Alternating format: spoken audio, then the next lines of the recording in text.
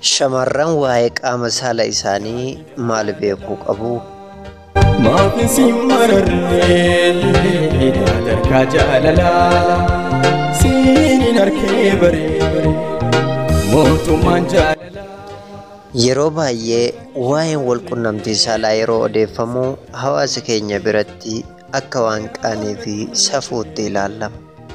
Haa ta'u malee biyyoota guddatanitti saayinsiin waa'ee walqunnamtii saalaa akka damee saayinsii fayyaa yookaan ispeeshaalitii tokkotti baratamaa jira.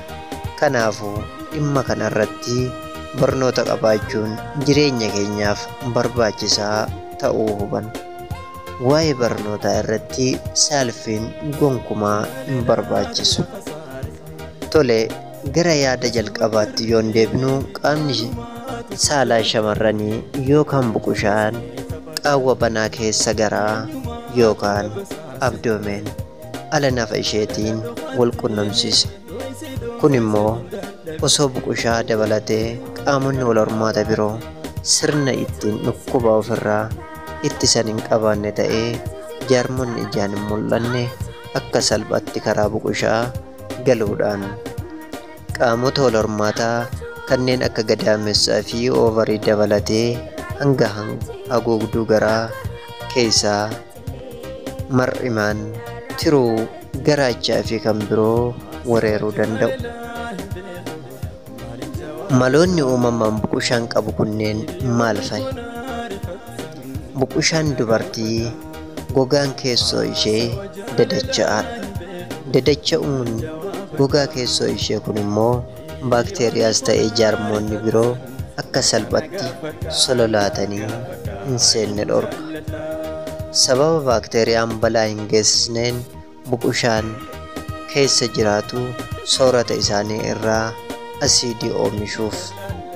Asiidiin sun immoo baakteeriyaa biroo ajjeesuu danda'u. Gogaan keessa buqushaa waa'ee furdaa fi dhandhachoota banaa hormoonota maddisiisan waan hin qabneef salphatti jaarmota hin tuqamne jechuudha. Haa ta'u buqushaan maloota kanneen uumamaan badhaafamullee sababoonni akka inni salphatti jaarmotaan haleellaman godhanni jiru. Isaanis kanneen armaan gadiiti. Yeroo dubartiin laguu irra jirtu dahumsa booddee yeroo murtaa'ee fi keessa buqushaa bishaanii yookaan saamunaan dhiquu, walqunnamtii saalaa daangaa hin qabne, qulqullina harkaa osoo hin eegganne buqushaa tuttuquu namoota marsaa laguu xumuraniif waggaa 45 hamma 50 booda. Kanaafuu dubartiin takka haalota kanneen keessa jirti yoo ta'e of eeggannoo gochuutu irra jira. Fakkeenyaaf keessa buqushaa dhiquu dhiisuu, hiriyyaa tokko amanamaa qofa waliin walqunnamtii saalaa raawwachuu, yeroo marsaa laguu moodesii yookaan teempoo qulqulluu ta'e fayyadamuu fi harka osoo hin qulqulleeffatin qaama saala ishee tuttuquu irraa of eeguun fayyummaa ishee eeggachuu dandeessi.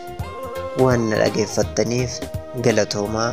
Kabajamtoota hordoftoota chaanelaa Sulxeemaan Aappii jalatti warroonni argamtan fi haaraa taatanii warroonni dhufaa jiraattan welkaam anaa dhufu jecha, warroonni haaraa taatanii gamana dhufaa jiraattan sabiskiraayib gochuudhaan qaqqaalii maatii chaanelaa Sulxeemaan Aappiitti dabalamaan affeerraa kootii. Akkasumas viidiyichas gaafa daawwattan laayikii fi sheer gochuudhaan na bira dhaabbadhaa, na jajjabeessaa. Barnoota koo irraa waa barachaa jirtan, waa hubachaa jirtan yoo ta'e akka itti fufee kan biraas kan kana caaluu qabadhee isinii dhufuuf koomentii jalatti naaf katabaa.